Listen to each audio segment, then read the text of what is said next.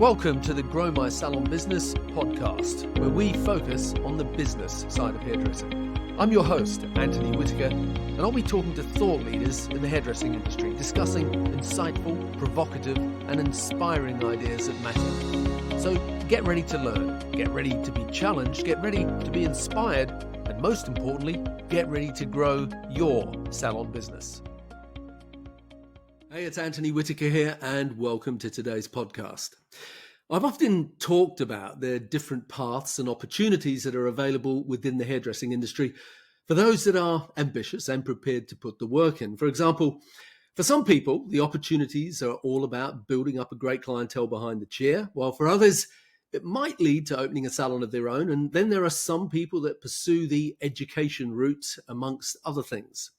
Now, my guest on today's podcast is a San Diego-based hairdresser, Travis Parker, who has experience working in multiple areas of the industry, from being a behind-the-chair stylist, a salon owner, an educator, an online course creator, and many other things as well. And he's always embraced technology and the opportunities that it presents. So in today's podcast, we're going to discuss the technical and creative online education arena, haircutting today and what the future looks like, and the importance of using technology to teach and, what's more, to learn, and lots more as well. So without further ado, welcome to the show, Travis. Thanks so much, Anthony. I'm so hyped to be here, man. I can't believe that we finally get to do this together. Yeah, it's been a while. We've sort of been thinking about it for a bit, and it's so good that we've finally, got the recording button being pushed. Travis, a lot of people, we've actually never met face to face. We've only met online. No, we haven't had that opportunity. Met on Clubhouse, etc. So it's great to have this opportunity to bring you to my audience, who are sort of scattered all around the planet. I know that a lot of people, particularly in the US, will know who you are. But for our listeners that are not in the US, who is Travis Parker? Give us your sort of 2-minute backstory. Thank you so much again, Anthony, for having me on the show. I couldn't be more complimented and flattered. So thank you again for the invitation. I'm a hungry hairdresser. I learned I was a hairdresser when I was 16 and in high school, sort of dug in deep with it. And right out of high school, actually before I even graduated from high school, I started working in a salon and knew it was the beginning of the rest of my career. And hungry to learn more, a fear of not knowing enough, I chased education that led me through working with different companies throughout my career and trying to continue to find the answers. I think the more I found, the more I realized I didn't know much at all about this great discipline. And but it led me eventually to opening my own salon, which I had a platoon of people for, as in a whole group of people for, I think almost 11 years we had the space. In that interim, I started working with L'Oreal Professionnel and continued to work with those guys for 16 years, which was an instrumental part of my teaching development, format development and courses and course development period.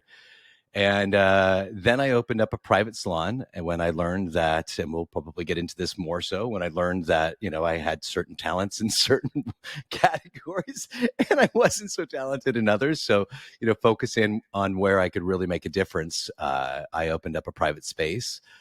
This before the studio thing was really a big thing as an independent, operations.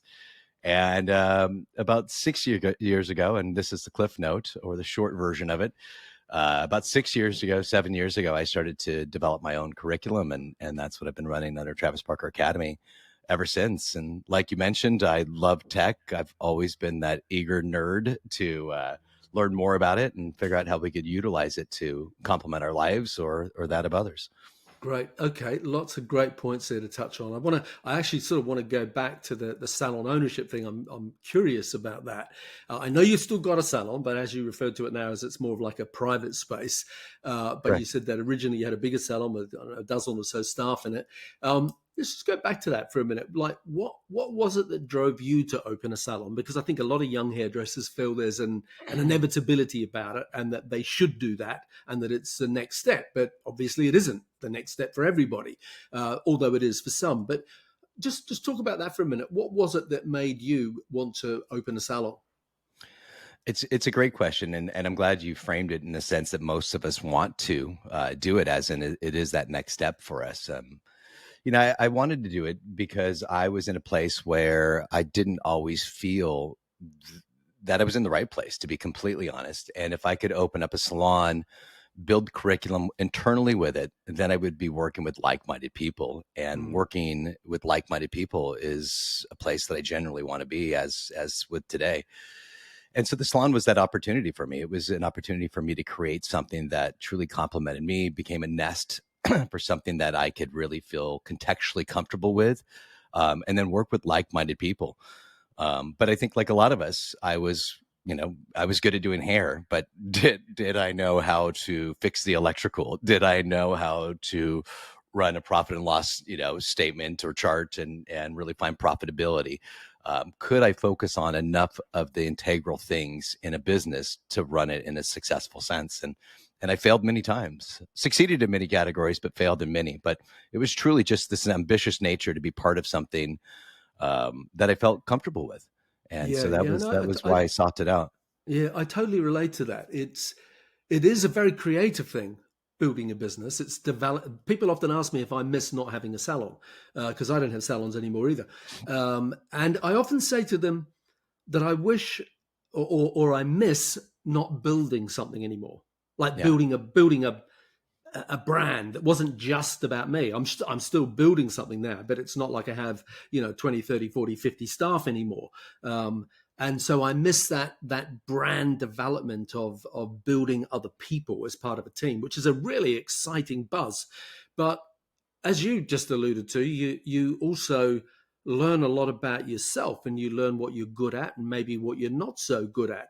What did salon ownership teach you about yourself? Oh my gosh, so many things, right? How much time do we have, Anthony? I think it taught me a lot. What it secured was the fact that I was a good mentor, and it secured the fact that I had ideas that helped others develop as well, and help them grow in their careers.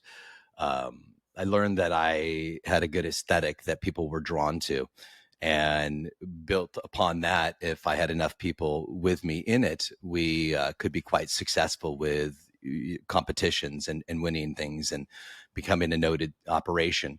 That aesthetic, I think, led us, quite far, and that was truly my compliment. I also learned on the other end that I really didn't understand a thing about business Mm, whatsoever, and I thought my dream would carry me through these other things, and it carried me through a lot of self discovery. It carried me through the fact that I should say it humbled me, mm, in the sense that I just wasn't good at certain things, and I learned how to deal with failure, and that taught me a lot as well. What happens when I'm not good at something and I tragically fail? How do I pick myself up? How do I grow from that? How do I learn from that? Do I start to take the understanding into taking a second shot at trying it myself, or do I learn that I need to delegate it to experts that mm. that is their forte? And so, yeah, it became a clear line in the sand for me of where my assets were, but where my deficits were. And then Yeah, yeah. emotionally, it was like, how do I handle that? How do I Mm, get through this without feeling depressed or losing my relationships? And mm. where are sacrifices when that starts to happen? What am I willing to give up to get through what I have to do in order to succeed? So yeah, it was a tremendous place of professional development, but equally, if not even more, of personal development as well. Yeah, yeah. I often say that being in business, opening a business, is the best education you'll ever get, and there's real consequences. Like, you can lose everything in the Yeah. process. So you're very motivated to learn. And you touched on a few things there about how you learned about stuff that you weren't good at, and you had to face that. You had to accept that. There's no point in trying to justify it and sort of blag your way out of it. It's like, well, do you know what? I'm actually not cut out for this bit. And I wanted to ask you about that because I mean, you're successful at what you're doing. You're successful in lots of different areas, but it's also important to look at the things where maybe this is not your path, this is not your journey. So if you were giving advice to someone today listening to this, someone who's 25, maybe they've just come through beauty school, maybe they've been working for someone else for a year or two, and they're thinking, I need to take the next step and open a salon. If there was one sort of, nugget of wisdom that you'd pass on, what would it be? I would say, I mean, number one, I would say go for it. Regardless of what Mm, I've learned through my experiences, it's unique for each one of us as we come mm, in with different abilities, right? Um, and I think ignorance is what allows us to really find our destiny. And so not having all the answers is sometimes okay. And so as much as I could say, this was challenging for me, that was challenging for me, I think we could all find relatabilities based upon conversation and who we're talking to. But sometimes I think not having the answers allows us to proceed. And so if we have a dream and we have a sense of discipline, I think we have to jump in, with both feet and learn as we grow. But that said, accountability allows us to pivot, and but not always having the answers allows us to move forward. Sometimes trying to seek all the answers, or if I was again to say, well, you need to know this, you need to know that, you have to grow here, you have to learn this, you have to hire that person out, you have to do this, that. My mm. God, we're going to think like, well, I don't have it all together, like I can't move, and a lot of times that turns into paralyzation. And so I think sometimes just that ambitious nature and a lack of knowing and just not looking over the edge and just jumping in, is my greatest bit of advice that I could say to anybody. And, on the other end, you're going to learn exactly who you are and where you're complimented in it. Yeah, yeah. Someone once gave me a bit of advice. I've probably said it on the podcast at some stage, not to the same question as that, but it was a similar question. I've often used it now. And they were talking about management, and they said the single biggest tip that I'd give you as a manager is that when stuff happens, like whatever it is, because stuff's going to happen all day long, financial stuff, inventory stuff, problems with whatever, is that when stuff happens, you have to ask yourself, okay, what am I meant to learn from that? Because if I don't learn something from it, the same thing's going to happen again. So what am I meant to learn Yeah. from it so that I either can prevent it happening or at least go into damage control when it does? And I've always sort of had that for me as a manager as being a really good mantra, because as people that go into business, young hairdressers, we typically don't have the things you've alluded to. Some of the benefits of a financial education, a marketing education, a people management education, where we have a hairdressing education, and we Right. think, how hard can it be opening a salon? So, and I agree with you. Give it a go. Jump in there, but be prepared to reassess, be prepared to pivot, be prepared to admit you're wrong, be prepared to learn as you go, because that's part of the journey, and it can be an exciting journey. But if you're not prepared to learn from it, you're going to get an awful slap in the process. Do you Yeah, know? for sure. I mean, if you want anything to test you, jump into something like this, and you'll learn about grit and Yeah, tenacity. You'll really understand if that's part of your body and part of your mindset. yeah, And perseverance is an integral part of success in any business. So if you give it up in this one and you go to another business, well, the common denominator is you. yeah, Perseverance is something that we have to have, I think, to find success. yeah. Definitely, definitely. Okay, so your success these days is very much around the area of being an educator or being a teacher. Um, what drew you to teaching? Well, like why teaching? How's that answer? That'll do. Yeah, yeah. So you're very eloquent. Then that drew you to teaching. Someone said to you, "You got a How really do good they way write with that in words." closed captions? Oh God. You know what? Teaching was something that was brought to me, not me to it. I didn't ever dream of being a teacher Mm, or a facilitator. My number one phobia was public speaking, and I was raised in an environment with school that I was not the smartest kid in class. So, mm, and I looked at a teacher as if they were the smart ones, as our teachers are our greatest leaders, right? Yeah, so I never felt smart enough to be a teacher. So it was never a decision of mine, but it was the reality that life kept putting it in front of me, and mm. people kept telling me, Travis, can you teach me this? Can you show me this? And I would say, sure, I can show you that. I'm not sure I can teach you that, but I can show you, what my experiences are. And then I had a friend that worked with Tony and Guy back in the 90s. He was one of the first distribution channels for TG in the 90s in the United States. And he just happened to be a good buddy down here in San Diego. And he asked me to work for Tony and Guy. And I was like, Mohsen, you're crazy. Like, I'm never going to get in front of anyone and teach. And he was persistent with me. He was like, you are supposed to teach. And I'm like, no, I'm not. And that makes me sweat and feel totally insecure immediately. So no. And with his conviction in it, he pushed me into the role, probably literally out in front of people. And I fumbled and I failed and I was embarrassed, and it secured my insecurities. But he was the person that believed that there was something greater in myself than I had the emotional ability to believe in. And he saw something in me that had no emotional connection to it. He was just like, Travis, like you're one of those people. You're special in that sense. You should not special in any sense of superior, but in a sense of being able to share your story and your experiences. And if it wasn't for him, I don't know if I would have, or when I would have gotten over the insecurities that I had to be smarter than everybody else in order to stand in front of them.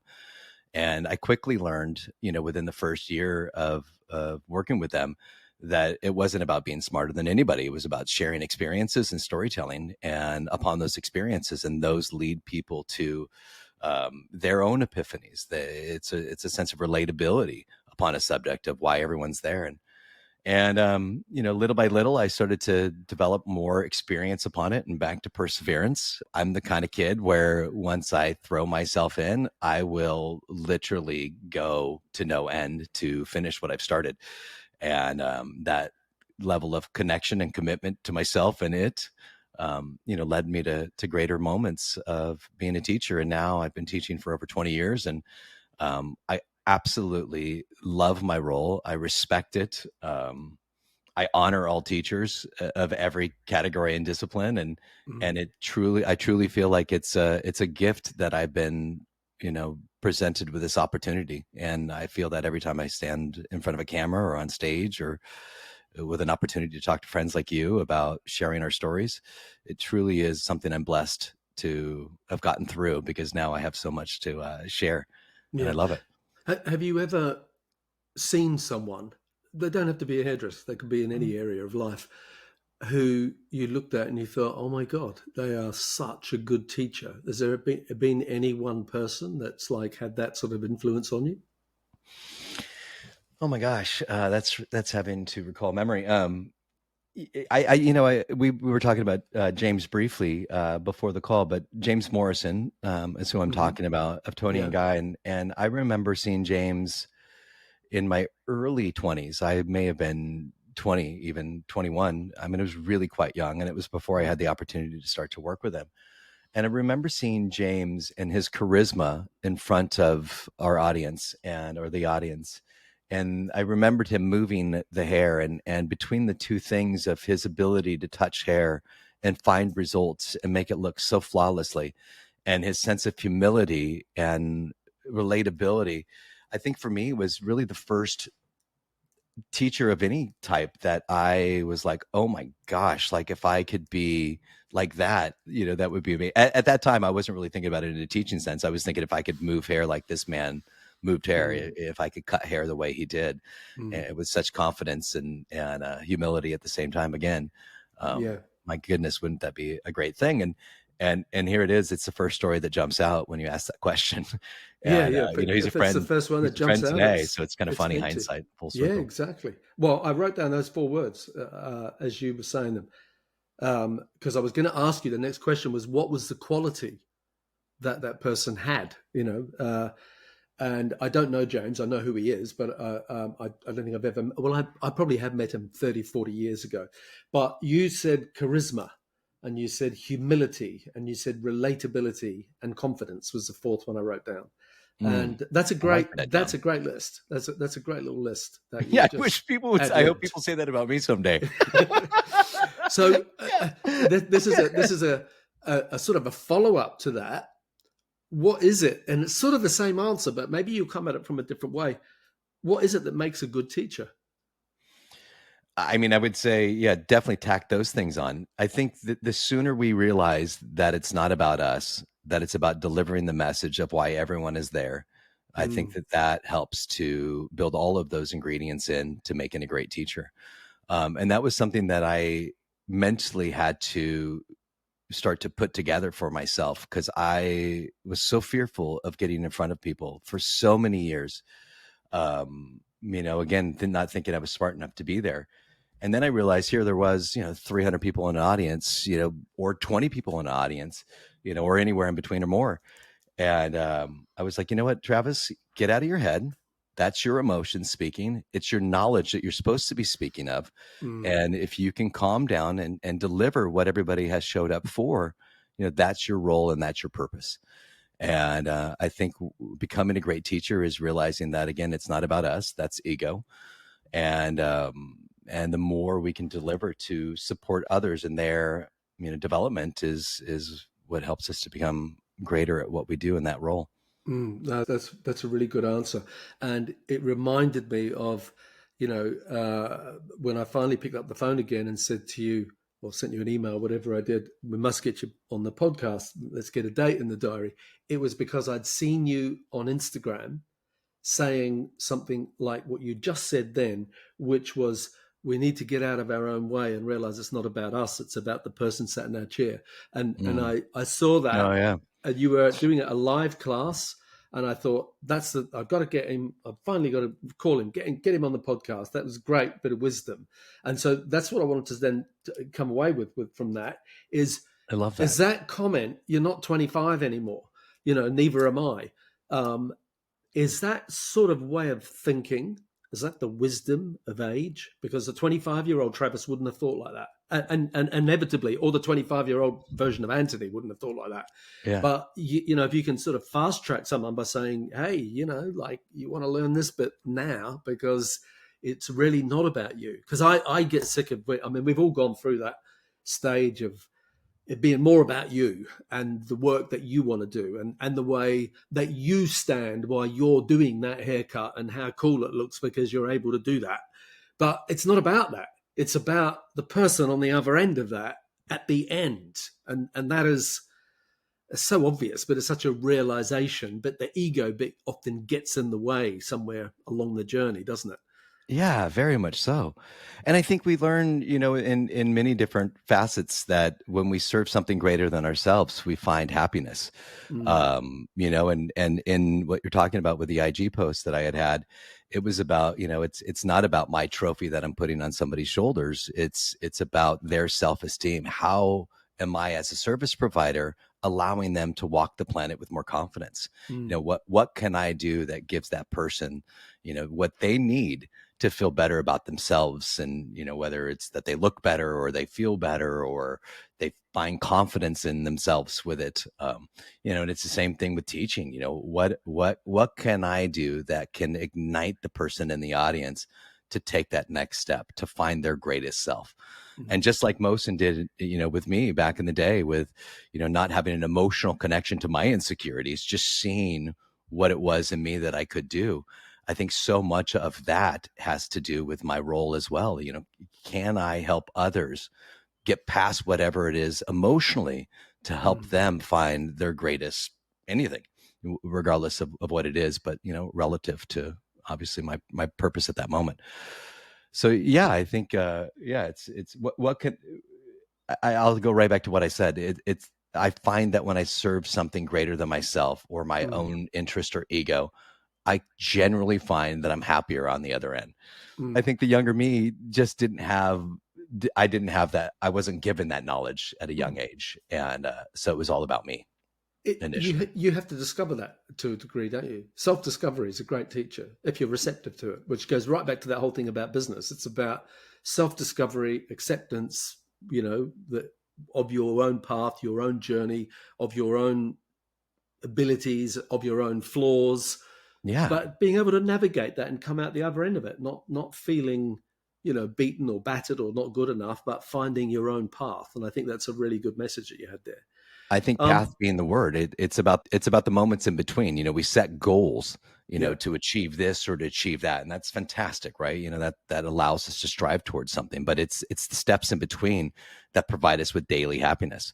And so if we're not, really tapped into the things that make us feel contentment, that allow us to be malleable and allow us to grow and pivot, that path can be brutal. Mm. And yeah, so I would say it's the moments in between that allow us to find happiness throughout our lives, and not just the focus of an end result. Once we get to the top of the mountain, we're looking for the next mountain. So what Yeah. happens Yeah. on the way Yeah. up? What happens on the way down? And on the way up on the next one? And that is the journey, I think, Mm. of life, at least for me. Yeah. Yeah. No, It I has get it. been. With teaching the technical side of what you do. I mean, you do that. I've done it for years. I don't do it anymore. Um, but you can teach the technique, the angle, the over direction, you know, hand position, the body position. You can teach that. But the thing I always struggled with as an educator and as a hairdresser myself was suitability and what is suitability. How do you answer that question? I love asking people. I asked Vivian McKinder that on the podcast the other week. So how do you answer that question? What is suitability, and how do you teach suitability? As in, what allows you to personalize something past a technical to a specific person? Is When that what you you mean? well, you can come at it from different ways, but when a client sits down in front of you and says, "What do you think would suit me?" Hmm. What do you look at? How do you answer that? Well, I think it's thank you for that clarity. My number one thing is to learn about them. Number one. So before I'm even getting into any sense of technical, Mm. what is the regimen? I always have said that hair is an adornment of someone's look. So, what are they wearing? How does it fit with them? What is their lifestyle? How much time do they spend on themselves in the morning or whenever they get themselves together? Is it going to be a compliment to their full aesthetic? And then, from that, I'm listening to their words and I'm hearing what they say. And as I'm starting to speak to the technical approach to find this end result for them, as I'm proposing it to them, I'm reiterating their words. I'm speaking their language. And that's something that I feel allows me to connect what my professional side can provide to this person, in regard to the end result. And I think that's important about our audience as well. If we are teaching, so to shelve clients for a second and to flip the script to education. That's why it's important for us to talk to our audience before we start diving in too deep, because it's very easy to drive an incredible message that no one cares about. and Yeah, so and so the Q&A on some level on your front end allows you to personalize what it is that you're about to convey, and finding a way to navigate information so there's clarity between two humans is truly I think our challenge. yeah, yeah. It's interesting, and I love that question and trying to get clarity on it. I'm sure you've seen this at different points in your life as well. I can always remember as a young hairdresser going up to a girl in a club because her hair was amazing, and I just went up to her and said, "Look, I hope you don't mind me asking, but who cuts your hair? It's brilliant." And she said, "I did." I said, "Are you a hairdresser?" She said, "No, no, I just cut it myself." And it was such I had spent years honing, refining my craft, my technique. And here's a girl with no technique. She wasn't cutting anyone else's hair. She just cut her own hair. And she just looked beautiful. Her haircut looked beautiful. And it sort of, this was a point, we're talking 25, 30 years ago, maybe more. But there's been some great movies where you see they're usually French movies for whatever reason. There was one called Betty Blue in the early 90s. I don't know if you remember that. It was a I famous don't. French movie. It's another one called Amélie. And Oh yeah, you I should know see Emily. both of them. And they're both girls that cut their own hair. And it's in the movie. And, they look stunningly beautiful. They'd look beautiful no matter what you did to their hair. But the thing about it, what I'm trying to get to here, probably making a bit of a hash of it, was the suitability element was, it's so much of suitability is about, for us, trying to understand how people see themselves, Mm, and then to love try that. and transfer that, isn't it? It's to try and make people look on the outside the way they feel on the inside. Yeah. Because I think so many of us get hung up on technical definitions of suitability and weight and shape and proportion. And India and Vivian and I were talking about that. And I definitely think there's a place for all that. But I think that the magic lies in trying to connect, and that's sort of where you were going with that, to connect and understand how people feel about themselves and see themselves, and try and encapsulate that in how you do their hair, if that makes any sense. 100%. Well, and it really is why this is called a profession. It's a complicated thing, right? Mm. You're always thinking about the aesthetic end result and then the technical, execution of it. But I couldn't appreciate anything more than what you just said right now, because you're absolutely right. I mean, some of the most beautiful editorial looks I've ever seen in my life were done by phenomenal hairdressers that never went to school. Yeah. And they just had this ability to Yeah. see something that would just look phenomenal. And Mm. then I start to look at it in a technical sense, and then I try to replicate it, and I'm like, it doesn't look anything like what they did. And and I think our greatest artists in our industry, really have the balance of understanding the aesthetic of what will complement somebody, as well as the ability to replicate it, or execute it. Not replicate it, but execute it. Yeah, period. Yeah, no, really good point there. Okay, so one of the reasons I wanted to ask you about that was because of, I know we're going to start talking about your academy soon, but one of the things that I noticed is you always cut hair on mannequins, dolls' heads, right, for Hmm. your training things, and obviously the bit that you don't have there is that bit I'm talking about. When Yeah. you're cutting a mannequin, there's not life, there's not personality. I understand, I think, why you use mannequins, very practical reasons, to get people to focus on the, I'm assuming, to get them to focus on the technique and the angles and all that, and not someone saying, oh, I don't want that bit, or I'm not too sure, or I'm getting married, I'm trying to grow this out. You don't have to deal with all that. You're just dealing with understanding technique. um, is that the reason why you prefer to use mannequin head? Yeah, I mean, there's actually a couple reasons. I'd say that the key reason is because my academy has a full methodology and system that we teach, and so learning from the basics through intermediate training to advanced training, practicing that and rehearsing that on a mannequin head or a doll head is crucial, because then we can get in as much as we need to based upon what the course is about. Mm. The other part is that I have had a private salon where I deal with an affluent clientele, and that don't want me to film them. And so Yeah. that's part of the reason I don't have real people in a lot of the cases. Mm. And then for bringing in models to shoot with, it's a process to bring in models, and have run the academy for most of it by myself. And so the navigation of bringing in real models Mm. sometimes is a tedious thing. And Yeah. if we've ever worked with models, we know that they may not show up. We know that they may show up, but then not what Mm. you agreed upon, and Mm. that can become a challenge as well. But yeah, I think that my social would probably be a lot bigger if I had real people behind my looks and my sense of instruction. Which I think, ironically, we're switching to a lot more real models right now. We're in this sort of shifting period of our Mm. school where we are going to start seeing a lot of more humans. It's very difficult when you're educating to get the right person for the right haircut at the right time. And if you're trying to get 10 of them for a class of students, forget about it. There's so many compromises that has to go on.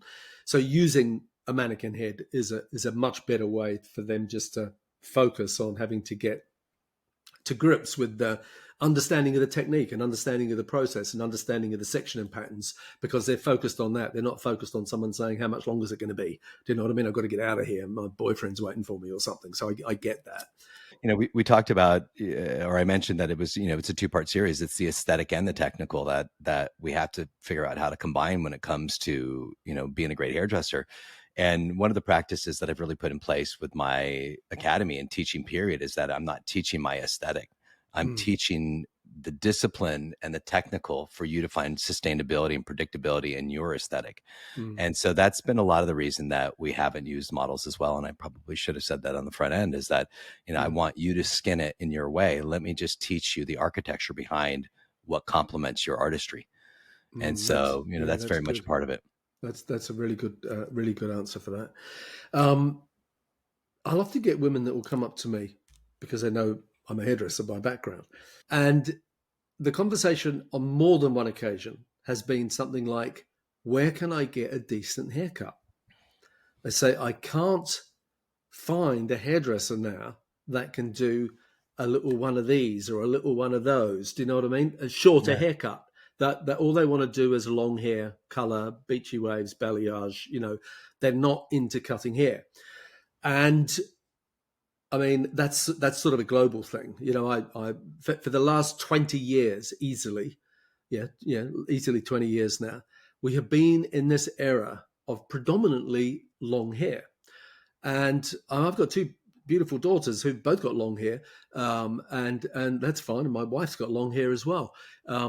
But what I wanted to ask you about was, you've been hairdressing long enough. I've been hairdressing long enough to see, well, I started in the end of the 70s, so a little bit maybe before you, but, that was in the era of the perm. And then we went through the 80s, which was a lot of short hair, 90s, a lot of short hair, a lot of really exciting, interesting, short haircuts that people wanted everywhere. You know what I mean? Not exclusively. There's often been certain nationalities. I mean, the Italians spring to mind, or the Spanish spring to mind, who have always more drifted towards having longer hair. But as someone who is an educator at the pointy end, dealing with young hairdressers, young, often female hairdressers that you're teaching how to cut hair, do they see the beauty in a short haircut? Or do they just not even see it at all? I mean, not on everybody. No one wants to see the Yeah. world with everyone looking the same with anything. But you scroll through so many Instagram feeds and it's just long hair, beachy waves, balayage.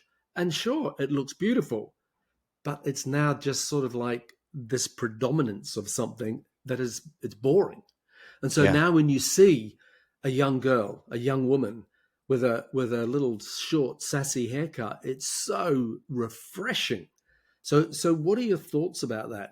First, I know I didn't even give you a chance to answer that. Do they see beauty in a short haircut or not at all?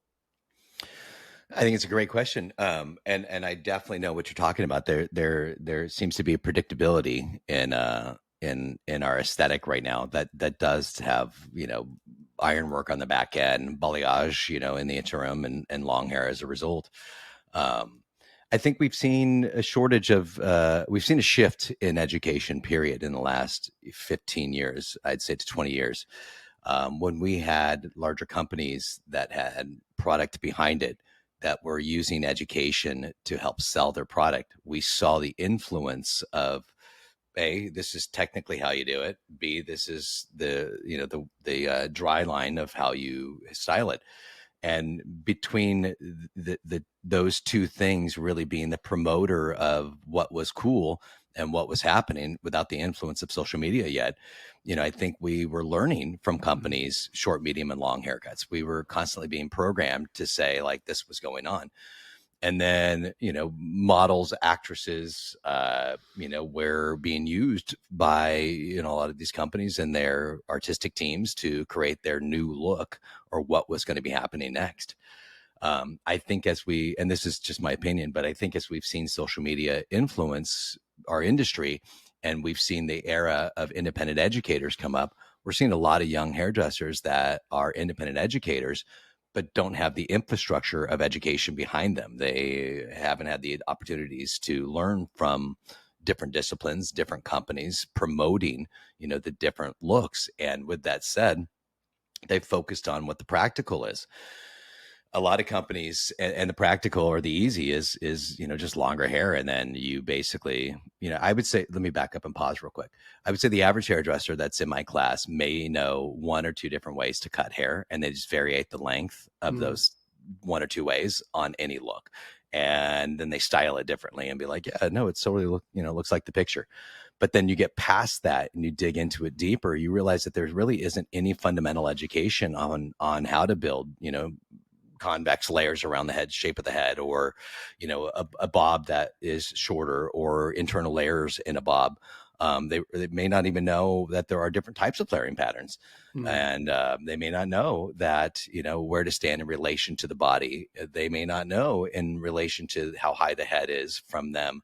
What's going to save their body in a sense of ergonomics. So all of this said, you start to see the redundancy of it, and then you see the burnout of it. And whether it's the look that's burning out or the hairdresser that's burning out by doing the same thing over and over again.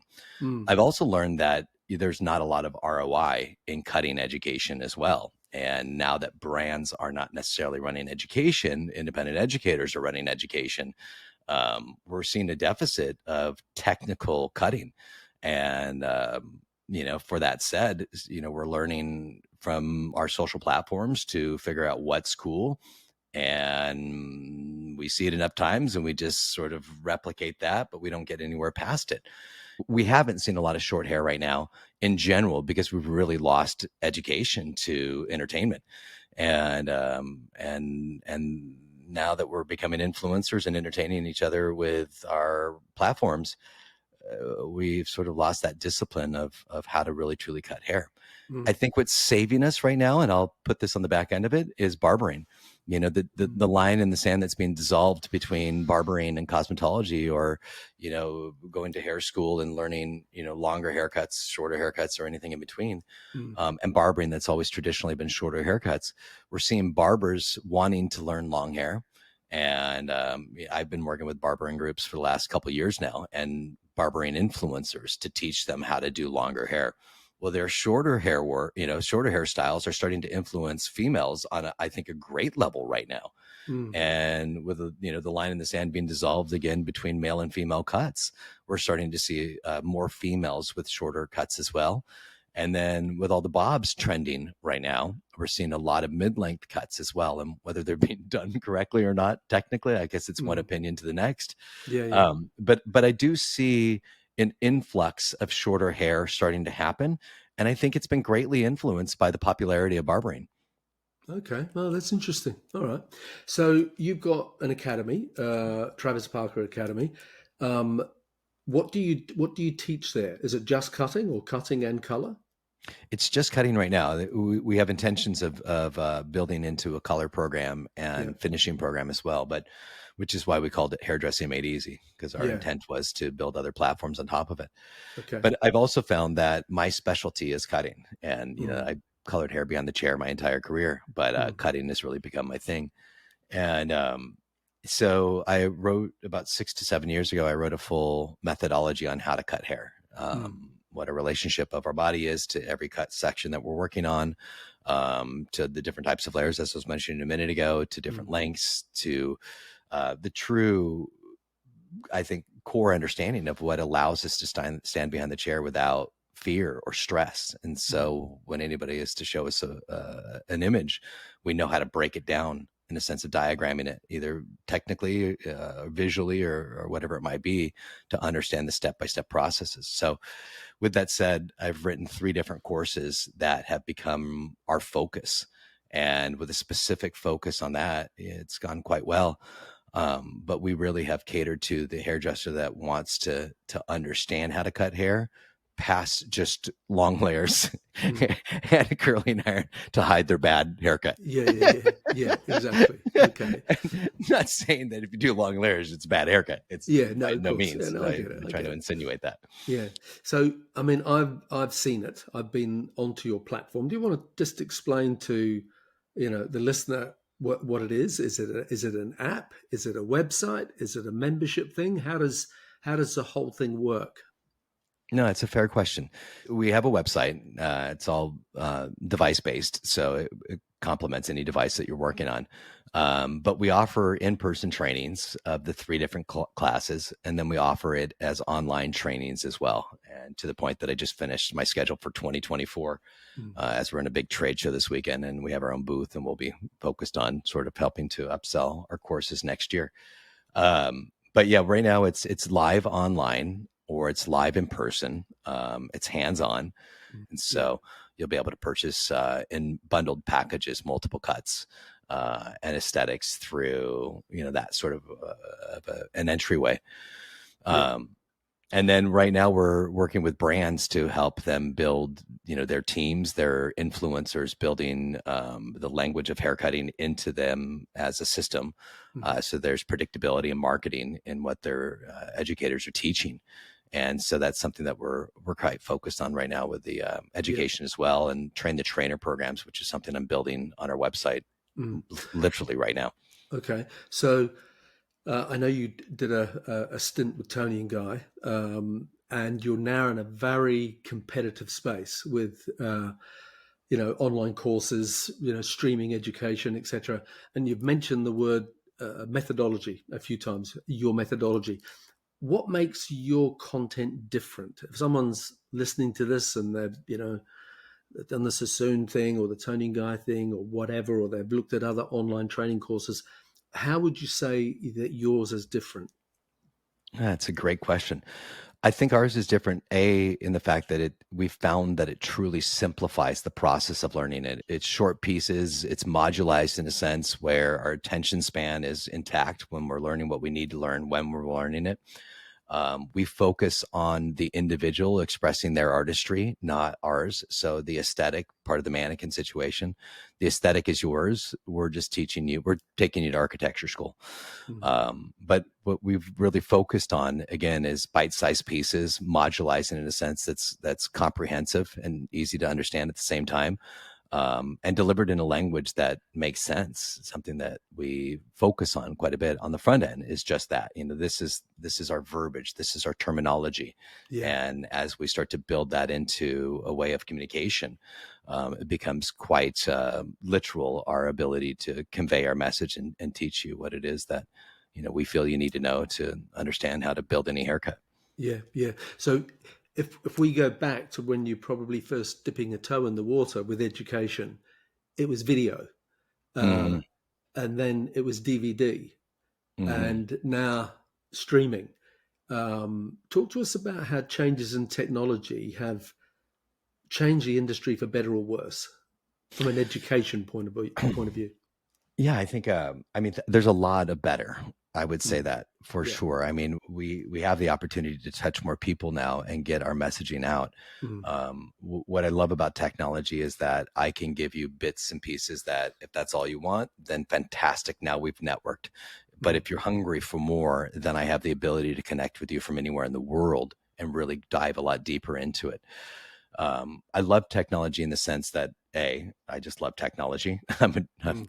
kind of a geek, and I appreciate the aspects of computers, devices. I've taught myself quite a bit about production and everything in post and prep as well, and I film all of my stuff myself Mm. and run the entire process. And then web development and design has really enabled us to, I think, put our work out there in a way that we just couldn't do before. So I think it's wonderful in that sense. I think where it's hurt us is that free content isn't necessarily always better, in the sense that that's where we are is the only way that we learn. I think free content is sort of the bait on the reel that allows us to sort of pull a person in. And what we have to be aware of as the recipient of information is that, that's really what it is. It's sort of a marketing campaign to get you to want more. And then if you're intrigued by the way that we speak or we connect with you in the way that we teach, it's the opportunity for us to bring you in to teach you more on the back end. Yeah, yeah. I've been talking a lot about AI. I'm not the only one. A lot of people have, and I'm intrigued about AI and how it's going to impact on the education space. What would you say about that? How are you utilizing AI, or how do you envisage using AI, or other people using more AI in terms of education? I love it. I'm very much into the artificial intelligence phase that we've been in now for a while, and now with the accessibility of ChatGPT and all the other platforms that are expanding upon that, Mm. or just other platforms period that are building their own. I think it's amazing. Where I use it all the time is in copy, content, and creation for our Mm, website.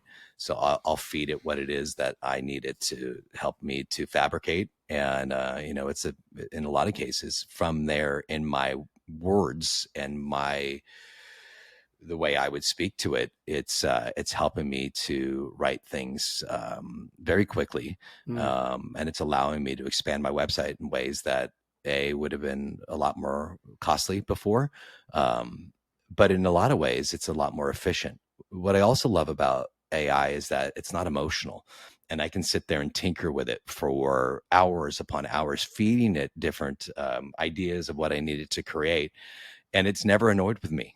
It's mm. not, it's never like, Travis, this is the 7th time I've done this for you, the 10th time I've Yeah, done this for you. yeah, Like, yeah. get it together. Like, take it or leave it. There's no additional fees with that, and I Mm, appreciate mm, that. Um, where AI has been incredibly resourceful for me as well as in proposals. I would get an opportunity where I'm working with a company, and I'll put down all the things that I'm thinking, and I'll say, based upon the request of this company, this is my response and thoughts of it.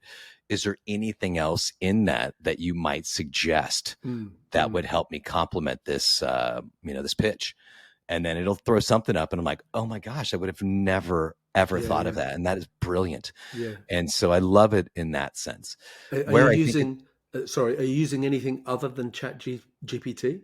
I primarily use ChatGPT. I, Yeah, me I got too. into a Mm. software called Descript Oh yeah, that yeah. was pretty I use that. cool, Yeah, and yeah, where I would upload my voice into it, yeah, and it was using my voice, and I needed to tinker with it more before I could use it fluidly. But we were yeah, going to do it for the purpose of my editor yeah. just being able to Mm, write something down and then put it into my voice and as a VO for mm. video content.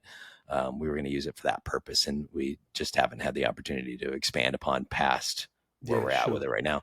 Mm, But where I think it's going to greatly influence education is in the sense that we're going to start seeing smart technology involved with it. So the integration of VR, augmented reality, using AI as one, as in we'll start seeing smart tools. We'll start seeing smart combs and smart scissors, mm, and through smart glasses or mirrors, mm. we'll have this sort of integrated moment of, oh, I'm supposed to hold my shears this way, and say my glasses are indicating whether they're at the right Yeah, yeah, pitch or yeah, position.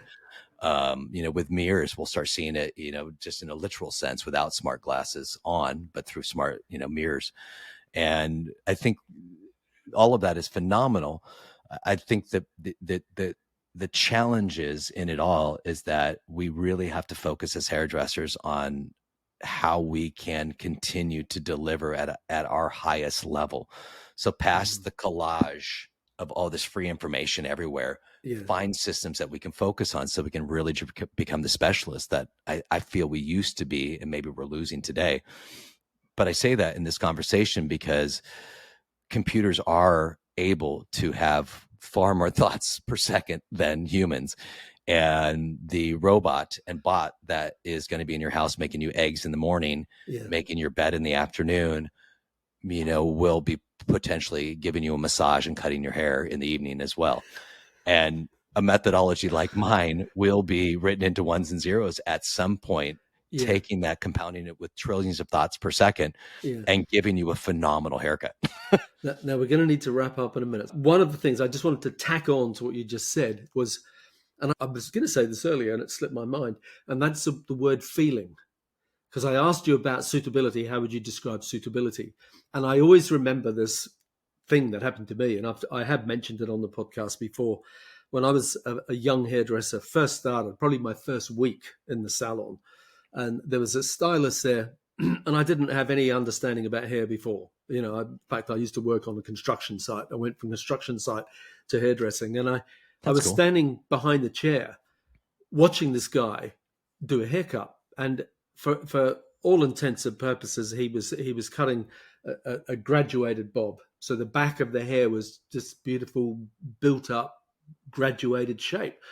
And I can just remember looking at it, thinking, "How do you do that? Yeah. How do you make hair do that?" It was just I was in absolute awe of him, and I said to him afterwards, I said, how do you do that? I didn't quite know how to even ask the question. Yeah, And yeah. he looked at me like I was an idiot. And he said, it's just feeling.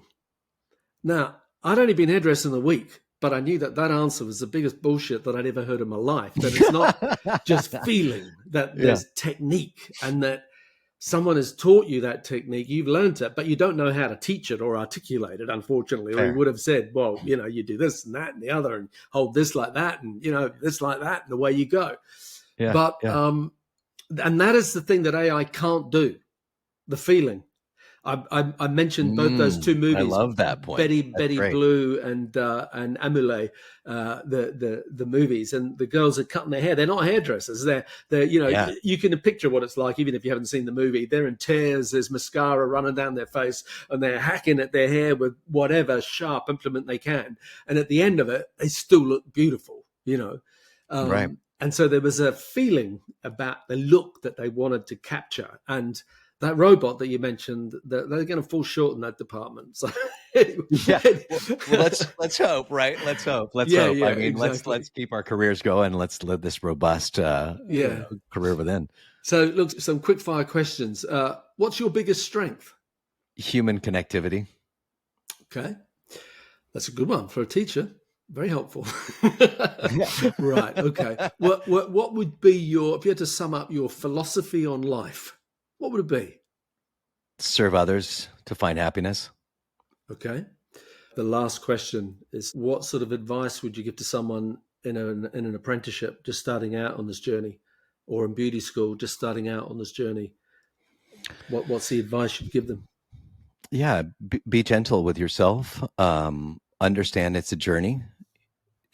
Find that the moments in between when the other 99% would quit, you're not going to.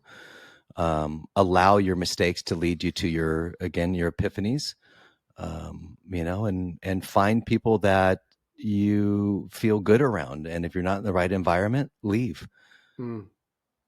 Yeah, that's good. That's good. So, when you were 25, did you think the way that you think now? No, No, right. Okay. So no. those life lessons, they're very deep. They're very simple, but they're based on a lot of hard-earned wisdom that you can't, even if you're told it, even if you were told it as 20, 25, you'd probably go, yeah, yeah, yeah. Do you know what I mean? Like, you've got to live life to experience some things, don't you? But if someone can help 100%. you along the way to shortcut some of the pain, it's always good if you're receptive and got your ears open for it. For sure. I mean, if you would Yeah. have told me I was going to be a teacher at the age of 25, that would become the rest of my career and I would open Mm, my own academy, I would have completely thought you were mad. yeah. Yeah, I would have never even believed it. So yeah, I think, just again, ignorance is bliss in a lot of ways. And, Mm, just with a foot forward, keep the motion moving and, continue to persevere and believe in yourself. And yeah. when you can't, surround yourself with people that believe in you, maybe more than you emotionally have that opportunity to at that time. Mm. Yeah, good, good. Okay. All right. Well, we need to wrap up. Whereabouts can people connect with you on Instagram or any other social media channels? Yeah, we tend to find ourselves on Instagram, TikTok, YouTube, and what is the new Instagram? Threads. Threads. Yeah, sorry. Oh, yeah. So I could keep Are them you all on there? straight. Yeah, yeah, Yeah, exactly. we are Okay, actually. good. But you can connect with me through at Travis Parker Hair on IG. All other platforms are at Travis Parker Academy. And so either at Travis Parker Hair or Travis Parker Academy on IG. And then everything else is Travis Parker Academy. And that's website as well. Yeah. And our website is travisparkeracademy.com. Correct. Got it. Okay. All right. Well, I will put those links on our website, growmysalonbusiness.com, and they'll be in the show notes for today's podcast. So if you're listening to this podcast with Travis Parker and have enjoyed it, then do me a favor, take a screenshot on your phone and share it to Instagram stories. And don't forget to subscribe and leave us a rating and review on the Apple Podcast app. So to wrap up, Travis Parker, thank you so much for being on this week's episode of the Grow My Salon Business podcast. Cheers, man. Such a pleasure, Anthony. That's been great. Great conversation. I've really enjoyed it. I enjoy you, my friend. So I hope you've enjoyed today's episode with Travis Parker as much as I did. I'll be bringing a couple more educators to the podcast over the next few weeks, so keep an eye out for them.